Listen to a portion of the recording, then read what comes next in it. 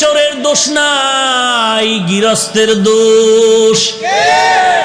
চোরায় চুরি করতে ঢুকছে, দেওয়াল বইরা এক চোরায় মারা গেল, আর এক চোরায় আদালতে মামলা দিছে, বাড়িওয়ালার ফাঁসি চাই।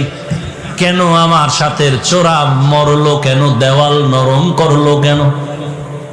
মহামান্য আদালত এমন মগা, মামলা আমলে নিয়ে ডাকছে বাড়িওয়ালারে, ডাইকা কয় তোর ফাঁসি হবে। কেন স্যার? কয় দুই চোরায় চুরি করতে ঢুকছে, এক চোরায় তোর দেওয়াল পরে মারা গেল, তুই দেওয়াল নরম করে উঠাইলি কেন? বাড়িওয়ালা কয় স্যার মাপ করবেন, আমার কোনো দোষ নাই, এই দেওয়াল আমি উঠাই না, রাজমিস্ত্রি উঠিয়েছে। মহামান্য আদালত কয় তুমিও খালাস। কই রাজমিস্ত্রির ডাক। স্যার বলে স্যার নাই, এক্ষুনি ফাঁসি। বলে কেন? কথা শুনেন, কি সমস্যা? বলে দেওয়াল নরম করে উঠাইলি কেন? বলে দেওয়াল উঠাইছি আমি, তবে নরম আমার কারণে হয় নাই, যেই যোগালি আমার এই সিমেন্ট মিলাই দিছে, পানি বেশি দিছে, নরম হয়ে গেছে, আমার কোনো দোষ নাই।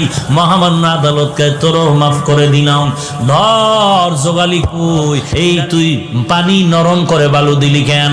বলে স্যার আমার কোনো দোষ নাই, আমি বালতি দিয়া বালুর মধ্যে পানি ঢালতেছিলাম, হঠাৎ করে একটা হাতি জোরে চিৎকার দিয়া দৌড় মারছে, এই ভয়ের ঠেলায় বালতির পানি বেশি বেড়ে গেছে, হাতিওয়ালার দোষ। বল তুইও মাফ। হাতিওয়ালারে ডাক, হাতিওয়ালা তুই এই অন্যায় করলি কেন? কয় স্যার আমার হাতি এমনিই চেতে না, এমনি গরম হয় না, এক বেডিয়ে এক মহিলা সুন্দরী রূপসী স্বর্ণের অলংকার লাগাইয়া ঝুম ঝুম করে আওয়াজ করতেছিল, হাতি দেইখা গরম হয়ে গেছে। কয় তুমিও মাফ।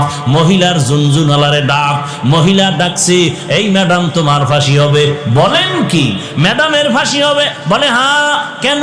বলে তোমার ঝুনঝুন আওয়াজে হাতি গরম হইছে, চোরায় মারা গেছে। বলে আমার ঝুনঝুন আওয়াজ তো আমি বানাই নাই, এই দোষ সব স্বর্ণকারের। এই আওয়াজ কেন আমার দোষ? বানাইছে কে? স্বর্ণকার। তুমিও খালাস। স্বর্ণকার লাব্বাইক। কেন অস্ত্র বানাইলি এইভাবে আওয়াজ দেনেওয়ালা?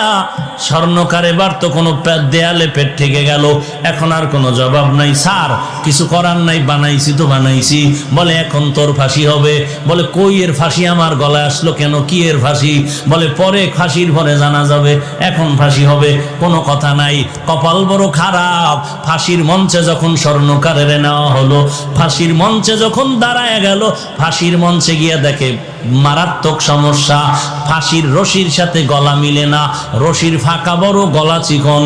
এইবার বলে বাদশা নামদার কি করা যায়? কয়